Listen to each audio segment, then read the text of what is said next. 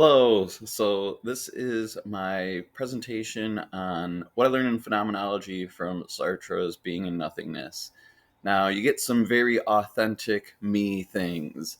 My kids are in the background. I'm doing this one a little bit way more off the cuff, not a bunch of practice on this one. And you get to see my body, which Sartre would say I'm either shameful of or I have vanity and pride for. Um, and this is a way we recognize who we actually are. So anyway, all right, into the good stuff. So I want you to watch your consciousness. So the consciousness is your current present active state. So look around right now. That's consciousness.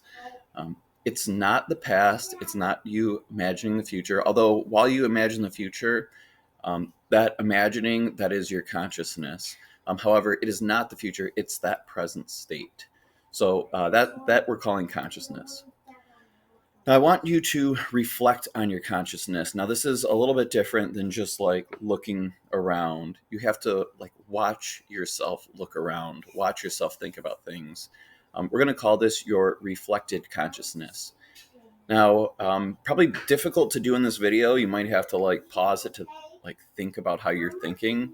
But I want to propose you can even reflect on your reflected consciousness, and this is actually a pretty cool thing to do. I think you should try to do this at some point, especially if you're bored. If you're bored, like, and you're just waiting for something, watch your consciousness, and then think about how you're watching that consciousness. Now, here's the like wild thing, and it gets like very difficult. But you could reflect on your reflected consciousness. You can keep doing this reflectedness. It gets very difficult to do, but you possibly could. Um, Now, once you reflect on your consciousness, you're no longer experiencing that state you were in before. You've now changed state. So do know it's basically impossible to just look at your consciousness and see what you were conscious of before. You're immediately altering it. Okay, so this is kind of a fun little, I don't know, trick or whatever you want to call it. Um, but you have a priori knowledge. So knowledge, you don't need to experience the world. If you were, your eyes were closed and you never learned anything, um, you can derive these. So you could say, I think, therefore I am. And you guys probably have heard of this. You experience reality, you experience something. So therefore, something has to exist. All right, so everyone has probably heard of this, but how about this one? I'm not that. You just take your fingers and point in any direction, and you're not that. So anyway, that's some more a priori knowledge. All right, so proof of free will, that free will exists. Don't hold me to what this author said, but this is just like an interesting little idea. So he says three things exist. So your physical body, your consciousness, so again, that present state, and then things that aren't you. So do differentiate yourself between your physical body, that's one type of existence, and then a different type of existence is that like almost physical sensation of the present conscious moment. So do differentiate between your body and as an existence and consciousness as an existence. And then, like I said, point your fingers at anything, and that's a different existence. So there are three existences this guy kind of determines. Now he's then saying that consciousness is just an organ, and I'm putting words in his mouth. It's an inevitable reaction when you have, say, this body. Now, maybe atoms are doing their chemical reaction and are actually doing all these like different brain functions.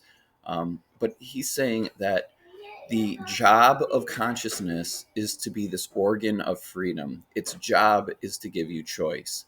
So even if you um, aren't making any choices, you're still making a choice. That organ is the organ of freedom.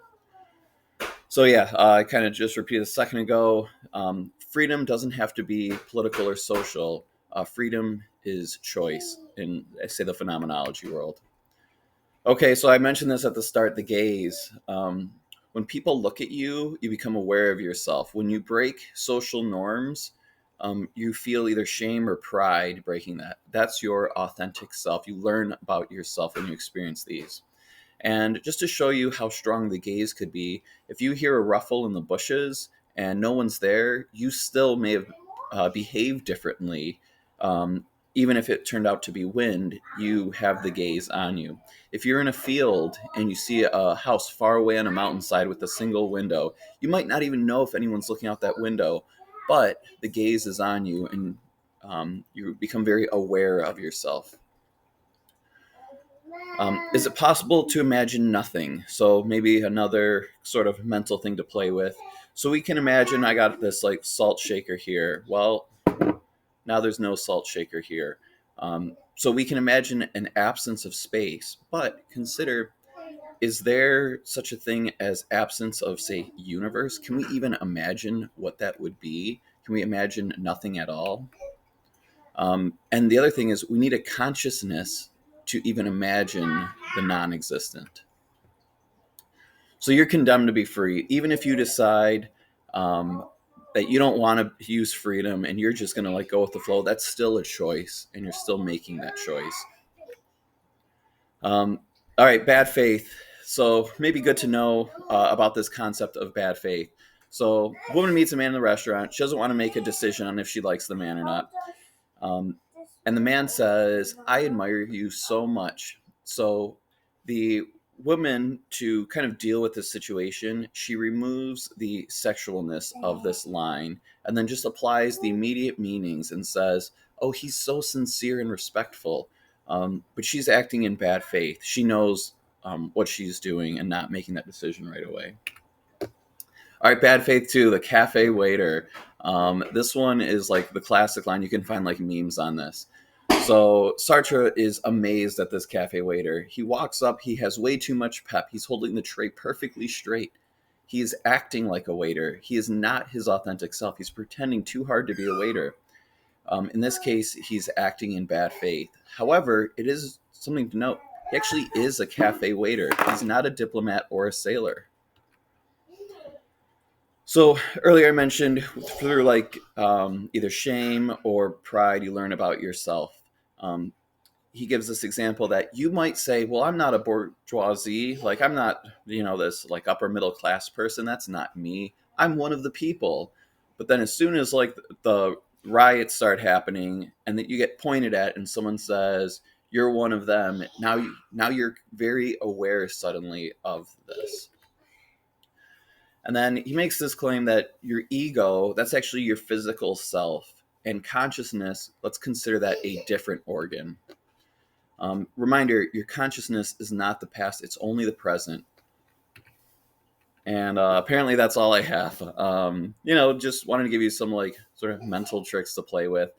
I know he kind of ends this book saying like man is useless.